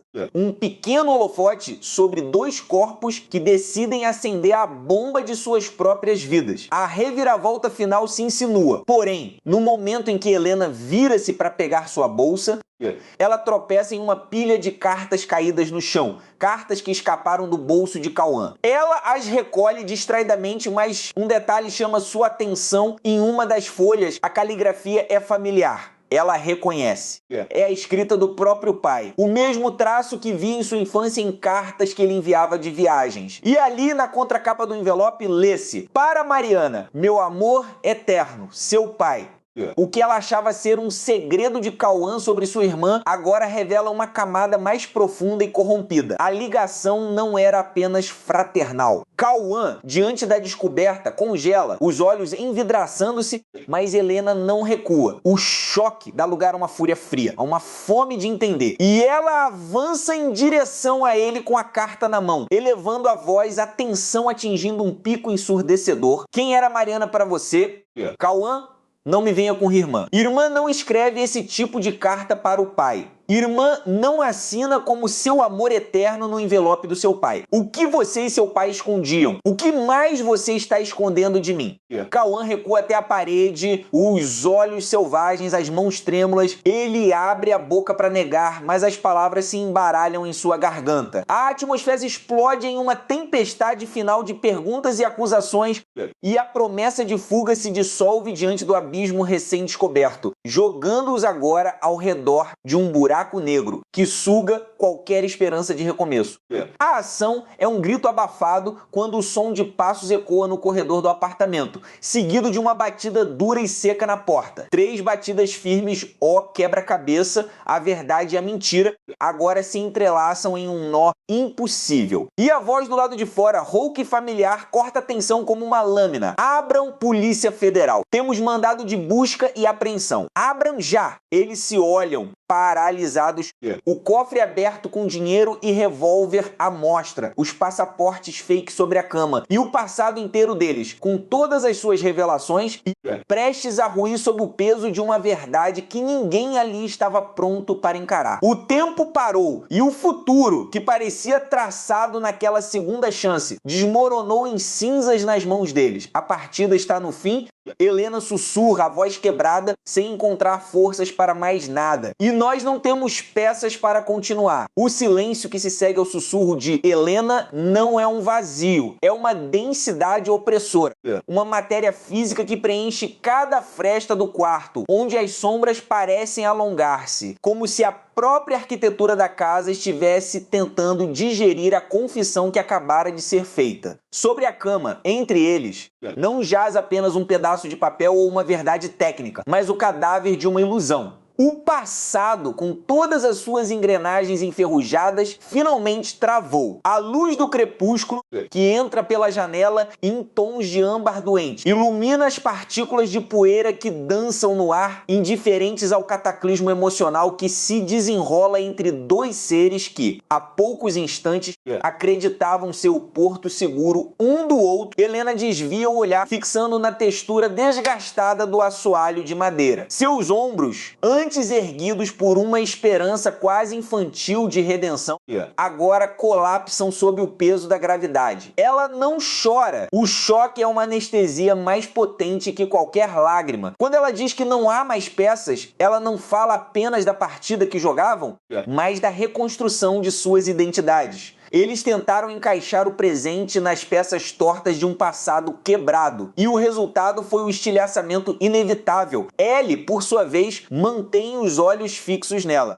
O seu rosto é uma máscara de exaustão, onde cada linha de expressão parece contar uma história de privação e busca. Ele compreende que o grande erro não foi a mentira em si, mas a crença arrogante de que poderiam editar a própria história como se ela fosse um rascunho. Ele estende a mão num movimento hesitante, quase involuntário, mas recua antes de tocar-lhe a pele. O toque, que antes era o selo de um pacto, agora seria uma profanação. Ele entende, com uma clareza que queima, que o amor, quando despido de toda a fantasia, é uma criatura frágil que não sobrevive à cirurgia da verdade absoluta. A resolução não vem com gritos ou gestos grandiosos. O clímax é o som da respiração ritmada de ambos, que aos poucos se sincroniza na aceitação da derrota. Ele levanta-se, sentindo o corpo pesado, como se cada articulação carregasse as toneladas de tudo que deixaram de dizer ao longo dos anos. Ele caminha até a janela, observando o mundo lá fora, que continua girando com uma crueldade serena.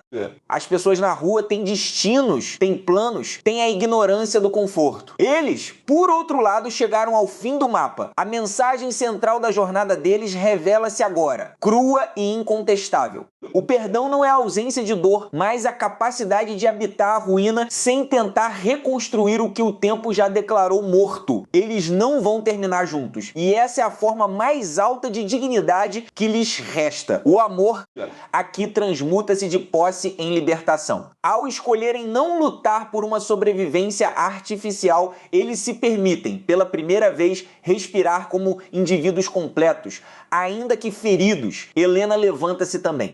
Seus movimentos são lentos, cerimoniais. Ela caminha em direção à porta, não como alguém que foge, mas como alguém que encerra um turno de trabalho exaustivo. Ela para por um instante, a mão repousando sobre a maçaneta de metal frio. Sem se virar, ela diz que o tempo que tiveram, aqueles 15 dias, não foram uma mentira, mas um interlúdio necessário.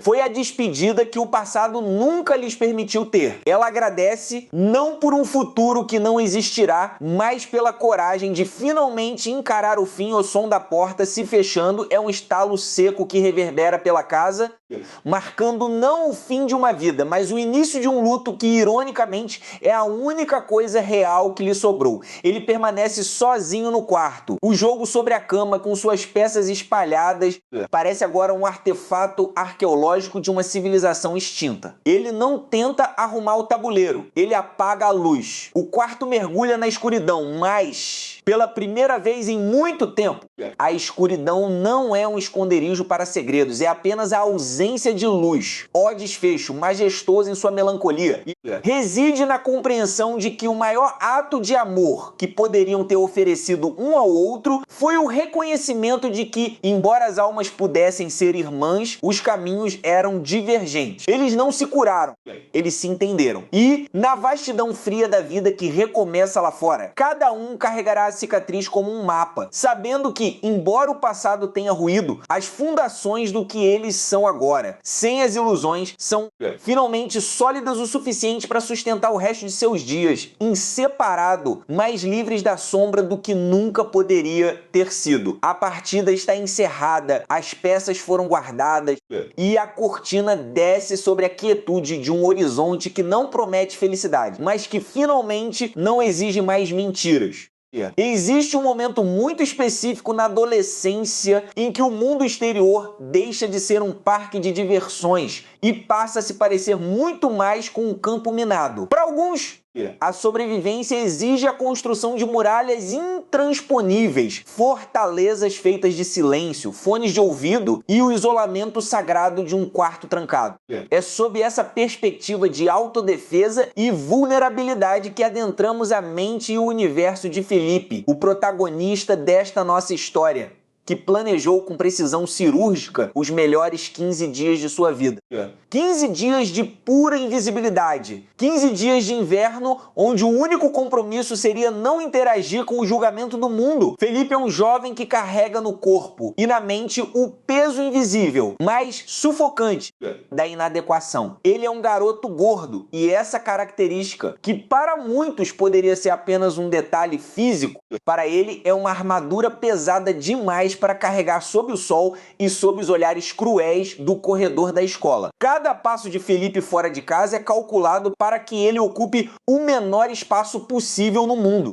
Suas roupas são sempre 3 tons maiores do que o necessário, como se o excesso de tecido pudesse camuflar sua existência. Ele domina a arte de abaixar a cabeça, de fingir que está profundamente concentrado no celular e de evitar qualquer espelho que cruze seu caminho. Para ele, as férias escolares não são apenas um descanso, são um resgate, uma trégua temporária na guerra diária contra a rejeição. O cenário desse refúgio é o seu quarto. E é preciso que compreendamos a geografia desse lugar para entender a gravidade do que está por vir.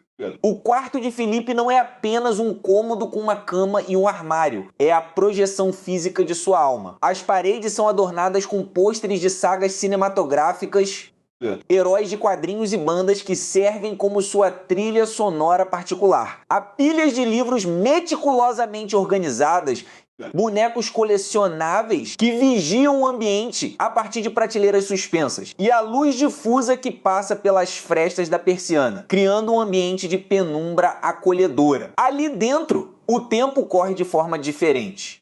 Ali, Felipe não precisa ser o garoto que sofre piadas sussurradas nas aulas de educação física. Ali, ele é o rei de seu próprio microsistema, munido de uma lista interminável de séries para maratonar, pacotes de salgadinhos estrategicamente estocados e a promessa de 15 dias de silêncio absoluto. A mãe de Felipe, Irene, trabalha fora, o que significa que durante a maior parte do dia, a casa seria um templo de solidão e paz, mas o destino, ou talvez a ironia cruel das relações humanas, adora desmoronar as arquiteturas de isolamento que construímos com tanto cuidado. Faltavam poucas horas para o início oficial do recesso de 2 semanas. Felipe já estava deitado em sua cama, saboreando a doce sensação de não ter que acordar cedo no dia seguinte, quando ouve o som suave, mas insistente, da porta do seu quarto se abrindo. É sua mãe. Irene é uma mulher dedicada, cujo amor pelo filho se manifesta em uma preocupação constante com sua reclusão. Ela entra no quarto com aquele olhar que todas as mães possuem quando estão prestes a dar uma notícia que sabem que não será bem recebida, mas que consideram necessária. Ela se senta na beira da cama, quebrando a barreira invisível do espaço pessoal de Felipe, e começa a acariciar suas pernas cobertas cobertas pelo edredom. A voz de Irene é mansa, quase um sussurro desculpável enquanto ela explica a situação. A vizinha do andar de cima, uma mulher simpática que sempre manteve uma relação cordial com a família, precisa fazer uma viagem de emergência de 2 semanas. Uma viagem de trabalho ou um problema familiar urgente? Os detalhes pouco importavam para Felipe naquele momento. O que importava, o que fez seu coração falhar uma batida e sua garganta secar instantaneamente, foi a conclusão daquela explicação. A vizinha não poderia deixar seu filho sozinho no apartamento. E por causa disso, em um ato de solidariedade vizinha que Felipe considerou uma verdadeira traição familiar, Irene havia oferecido sua própria casa para acolher o garoto. Não seria apenas um hóspede, seria um hóspede que passaria as próximas 2 semanas dormindo exatamente no mesmo quarto que Felipe, dividindo o mesmo espaço, o mesmo ar, a mesma intimidade que ele levara anos para proteger atrás de portas trancadas. Então o nome é pronunciado. Caio. Para qualquer outra pessoa, Caio seria apenas o vizinho do andar de cima. Mas para Felipe, Caio é uma entidade. Ele é o garoto que estuda na mesma escola, o menino que transborda uma autoconfiança natural que Felipe julga ser um superpoder inacessível. Caio é alto. Tem um sorriso que parece iluminar sem esforço os ambientes por onde passa e é cercado por um grupo de amigos que parecem ter saído diretamente de um comercial de televisão sobre juventude perfeita. Para Felipe, Caio representa tudo o que ele próprio não é, tudo o que ele secretamente deseja ser e, acima de tudo, Caio é o seu maior e mais doloroso crush platônico. É o garoto que Felipe observa secretamente pelo retrovisor do elevador, fingindo ler alguma coisa no celular enquanto tenta memorizar o perfume dele, ou o rapaz que ele acompanha com os olhos pelo pátio do colégio, sempre mantendo uma distância segura para não correr o risco de ser notado. A notícia cai sobre Felipe como um desmoronamento de terra. O pânico que se instala em seu peito não é apenas a timidez comum de receber uma visita, é um terror existencial profundo. A presença de Caio naquele quarto significa que todas as suas imperfeições, todas as suas rotinas de segurança e toda a sua vulnerabilidade física estarão expostas, sob luz direta, 24 horas por dia, durante 15 longos dias. Como ele conseguiria dormir sabendo que o objeto de seus desejos e de suas maiores inseguranças está a poucos metros de distância? Como ele lidaria com a vergonha de seu próprio corpo em um espaço tão confinado? Como esconder as marcas de sua ansiedade quando não há mais para onde fugir? Os protestos de Felipe são imediatos, mas inúteis. Ele tenta argumentar com a mãe, sua voz subindo um tom, misturando frustração com um desespero que ele tenta disfarçar como mera preferência por privacidade. Ele diz que o quarto é pequeno demais, que eles não têm intimidade, que será desconfortável para ambos. Mas Irene, com a sabedoria prática de quem deseja que o filho socialize e saia um pouco de sua bolha, permanece irredutível. Ela argumenta que Caio é um bom garoto que está passando por um momento difícil com a viagem da mãe e que 2 semanas passam rápido. Ela sela o destino de Felipe com um beijo na testa e um pedido para que ele seja compreensivo. A noite que se segue é uma tortura de antecipação. Felipe não consegue dormir. Ele encara o teto do quarto, onde as sombras das árvores da rua dançam de forma quase fantasmagórica. Ele imagina todos os cenários catastróficos possíveis. Ele se visualiza tropeçando nas próprias palavras, passando vergonha ao trocar de roupa, ou pior, sendo alvo do julgamento silencioso daquele garoto perfeito. A presença iminente de Caio começa a redefinir o espaço do quarto antes mesmo dele chegar. Os pôsteres na parede, que antes eram fontes de orgulho nerd, agora parecem infantis e patéticos sob a perspectiva de um observador externo. A cama extra que Irene traz e arruma ao lado da sua parece um monumento à perda de sua soberania individual. No dia seguinte, a campainha toca. O som reverbera pelo apartamento vazio de forma estridente, como um gongo anunciando o início de um julgamento. Felipe está na sala, paralisado. Suas mãos estão frias e ele sente o suor típico da ansiedade brotar em sua nuca. Sua mãe abre a porta com um sorriso caloroso e acolhedor. E lá está ele. Caio entra no apartamento carregando uma mochila preta pesada e uma mala de rodinhas que parece conter toda a sua vida para as próximas 2 semanas. Ele veste roupas simples, mas que nele parecem carregar uma elegância natural e despojada. O cabelo está levemente bagunçado, o que só acentua sua beleza descomplicada. Quando os olhos de Caio encontram os de Felipe, o tempo parece desacelerar para o protagonista. Há um breve momento de reconhecimento mútuo, um aceno de cabeça tímido. Caio sorri. Um sorriso que mistura gratidão com um leve constrangimento por estar invadindo o espaço alheio. Ele diz um olá quase inaudível, mas que ressoa na mente de Felipe como um trovão Irene. Tentando aliviar a tensão inicial, ajuda a acomodar as malas e direciona os 2 jovens para o quarto. A caminhada pelo corredor curto do apartamento parece, para Felipe, uma marcha em direção ao cadafalso. A cada passo, ele sente o peso da realidade se impondo. Não há mais como voltar atrás. O santuário foi violado, a fortaleza foi aberta e a pessoa que ele mais temia e desejava agora divide o mesmo teto, o mesmo chão e a mesma penumbra que ele. Ao entrarem no quarto, Caio coloca sua mala no chão e olha ao redor. Ele observa os pôsteres, as prateleiras de livros, a iluminação baixa. Felipe segura a respiração, esperando o primeiro sinal de deboche ou desdém. Em vez disso, Caio solta um longo suspiro, senta-se na cama que foi preparada para ele e olha diretamente para Felipe, que continua de pé. Tenso como uma corda de violino prestes a arrebentar. A atmosfera no quarto torna-se densa, carregada de tudo que não foi dito, de todas as barreiras sociais da escola que agora precisam ser desmanteladas à força. Os 15 dias começaram, e com eles, a descida inevitável para um turbilhão de sentimentos que nenhum dos dois está totalmente preparado para enfrentar. O silêncio no quarto de Felipe não é apenas a ausência de ruído. É uma presença física, uma substância pesada que se infiltra entre as paredes descascadas e os livros empilhados. Ele permanece parado perto da porta, com os ombros travados em uma linha horizontal que denuncia o pânico disfarçado de estoicismo. Seus dedos escondidos nos bolsos apertam-se contra as palmas das mãos, marcando a pele em arcos semicirculares. Diante dele, o quarto de trabalho de Cauã, aquele santuário improvisado de notas adesivas, papéis espalhados e o brilho intermitente da tela do notebook parece uma fortaleza construída para impedir qualquer tipo de invasão emocional.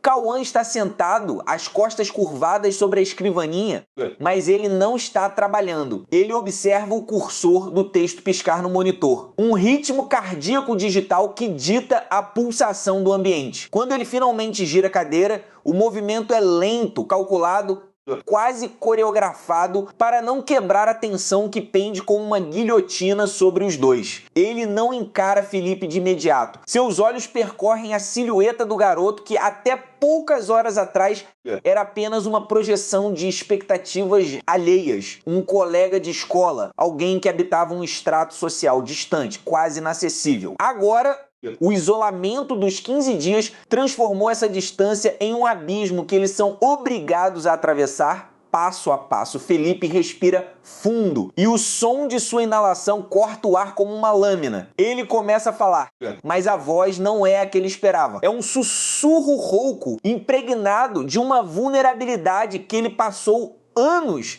tentando encobrir com a armadura do silêncio escolar. Ele comenta sobre a disposição dos livros, uma desculpa patética para evitar o olhar de Cauã. Mas Cauã não aceita o desvio. O garoto mais velho levanta-se, a cadeira recuando com um rangido metálico que reverbera pelas paredes como um aviso. Ele se aproxima de Felipe, invadindo o espaço pessoal, desafiando as fronteiras invisíveis que a escola construiu entre eles. A psicologia por trás deste confronto é visceral. Cauã sempre foi um observador, o estrategista que analisa as dinâmicas humanas como se fossem equações matemáticas, enquanto Felipe sempre foi o objeto de análise, o garoto introspectivo. aquele cujas reações eram imprevisíveis, mas sempre reprimidas. Agora o jogo mudou. Com a obrigação da convivência forçada, Cauã percebe que Felipe não é o que o seu intelecto projetou. Há uma profundidade nos olhos de Felipe, um brilho de tempestade contida que desperta em Cauã um interesse que vai muito além da curiosidade intelectual. Ele quer desmantelar o que restou das defesas de Felipe, quer descobrir o que se esconde atrás daquele véu de conformidade. Felipe sente a proximidade de Cauã, o calor que emana do corpo do outro, e o contraste entre as suas realidades torna-se esmagador. Ele pensa no que seus amigos diriam se vissem aquela cena. Pensa na imagem que construiu no colégio, a imagem do garoto equilibrado, o filho exemplar, o aluno atento. Tudo isso se desfaz no instante em que ele percebe que Cauã conhece exatamente a natureza da sua inquietude. Não há mais como mentir sobre o que eles sentem, porque os 15 dias não são uma punição, são um espelho. Cauã quebra o silêncio com uma observação cortante sobre a forma como Felipe tem vivido. Não como alguém que escolheu o seu próprio caminho, mas como alguém que aceitou um roteiro escrito por terceiros. A acusação paira no ar, pesada e inegável. Felipe sente o impacto dessas palavras no plexo solar. Ele tenta argumentar uma defesa instintiva e nervosa, mas a frase morre nos seus lábios quando ele percebe que Cauã está descrevendo o vazio que ele carrega desde o início do ano letivo. A revelação é um segredo compartilhado. Eles estão ambos perdidos, apenas em direções opostas. À medida que a noite avança, o quarto se torna um microcosmo de um universo onde as regras sociais não têm poder. Eles se sentam no chão, despojados das suas identidades externas. Felipe confessa pela primeira vez o medo paralisante de nunca se encaixar em lugar nenhum, enquanto Cauã admite que sua necessidade de controle é apenas uma máscara para um sentimento de inadequação que o consome desde a infância. O diálogo torna-se mais íntimo, mais cru, destituído de qualquer artifício. Não há mais o Felipe da escola ou o Cauã dos projetos. Restam apenas dois garotos no limite de uma descoberta que pode custar a sanidade de ambos. A tensão entre eles muda de natureza. Deixa de ser um embate de personalidades para se tornar uma eletricidade magnética. Cada vez que os olhares se cruzam, a carga é tão alta que o ar parece vibrar. Felipe nota cicatriz na mão de Cauã, uma marca de uma queda de bicicleta de anos atrás, e tem o impulso de tocá-la, de reconhecer aquela falha como algo que os torna humanos e iguais. Cauã observa a maneira como Felipe morde o lábio inferior ao pensar, um gesto de ansiedade que o torna, paradoxalmente, a pessoa mais fascinante que Cauã já encontrou. O relógio na parede marca a madrugada e a realidade lá fora parece ter deixado de existir. O mundo escolar, com sua hierarquia cruel, suas fofocas e suas expectativas, está a anos-luz de distância. Aqui dentro, os 15 dias não são apenas uma sentença, são o início de uma reconfiguração completa das suas almas. Eles não percebem, mas enquanto discutem sobre os segredos do passado e as incertezas do futuro, estão desenhando o mapa de uma conexão que os deixará irreconhecíveis ao final deste período. Felipe, pela primeira vez em muito tempo, para de tentar controlar a própria respiração. Ele permite que o pânico ceda lugar a uma curiosidade quase dolorosa pelo que Cauã dirá a seguir. A descida ao turbilhão não é mais um medo, mas uma inevitabilidade que eles agora aceitam, quase como um pacto de sangue selado pelo silêncio, pelo cansaço e pela promessa implícita de que depois desta noite nada voltará a ser como antes. Eles estão no olho do furacão, sentindo o peso do que está por vir, mas pela primeira vez não desejam sair de lá. A madrugada engole a sala de estar com a fome de um predador. A única luz, um abajur de pano esgarçado sobre a mesa de centro, desenha sombras longas e tortas nos rostos de Cauã e Helena. O silêncio que os unia agora se estilhaça quando Cauã se levanta, não de forma brusca, mas como quem carrega um peso insuportável no próprio esqueleto. Ele caminha até a janela, as costas voltadas para ela, e apoia as mãos no vidro gelado. A cidade lá fora dorme, indiferente, e isso o irrita. Essa normalidade alheia à tempestade que há dentro dele, dentro daquela casa, dentro daquele casamento. Helena não se move. Ela apenas observa a tensão nos ombros dele, a nuca suada, os fios de cabelo colados na pele. Ela conhece aquele corpo de memória, conhece cada curva de suas costas, cada cicatriz invisível. Mas naquela noite ele parece outro homem, um estranho que vestiu seu marido para uma última performance. Quando Cauã finalmente fala, a voz sai rouca, quase um sussurro que rasga a quietude. Eu deveria ter contado tudo desde o início, mas eu tinha medo de que você visse quem eu realmente sou. E agora, depois de todo esse tempo, depois de ter construído essa vida com você, essa mentira confortável, eu não sei mais qual é a verdade. Helena sente o estômago virar. Um arrepio percorre sua espinha e ela aperta as mãos contra as coxas, cravando as unhas na carne para sentir algo além daquele frio. Ela quer perguntar, quer gritar, mas sua voz sai contida, carregada de uma calma que é quase ameaçadora. Conta. Cauã, eu não tenho mais nada a perder. Esta é a última noite, a última margem. Ele ri, uma risada amarga e baixa, sem humor algum. Vira-se lentamente, como se cada vértebra precisasse ser destravada à força. Os olhos dele estão vermelhos, não de choro, mas de uma fúria mal contida, uma chama que veio de baixo de um porão que ele nunca mostrou. Ele olha para ela com uma intensidade que a faz sentir que é a primeira vez que ele a vê de verdade. Você já se perguntou por que nunca concordei em ter filhos? Por que cada vez que você mencionava o assunto, eu mudava de conversa, arrumava uma desculpa esfarrapada? Helena sente um soco no estômago. Aquela pergunta é um buraco negro que suga todo o ar da sala. Ela engole seco, tenta estruturar uma resposta, mas ele corta dela com a mão estendida, como se o gesto fosse capaz de apagar o passado. Não é falta de vontade, Helena. É impossibilidade. Não há futuro biológico para nós. Não há herdeiros dessa história. Eu descobri isso há 7 anos, quando fiz um exame em sigilo em um hospital no interior, sem dar qualquer pista para você. E desde então, carrego a culpa de não ter sido o homem que você merecia, de não poder te dar o que todas as mulheres sonham. A confissão cai como uma bomba. Helena fica em silêncio, mas o tempo não passa. Os segundos se alongam em uma eternidade. Ela olha para o abajur, para a poeira bailando no feixe de luz, para as mãos dele que tremem levemente, e percebe que aquele tremor não é de nervosismo, mas de alívio. Ele finalmente está se livrando de um fardo que o corroía por dentro. Mas Helena não é mulher de ser vítima de revelações. Ela se levanta, caminha em direção a ele com passos calculados, como uma pantera contornando a presa. Para cerca de um palmo de distância, o suficiente para sentir o cheiro de cigarro e desespero que emana dele. Ela toca o queixo dele, forçando-o a olhar nos olhos dela. E você acha que essa é a maior verdade? Que essa confissão muda tudo? Eu não estou aqui por causa de filhos que nunca existiram, Cauã. Eu estou aqui porque eu sei que você matou alguém. A frase de Helena não é um chute no escuro, é uma afirmação precisa e cirúrgica.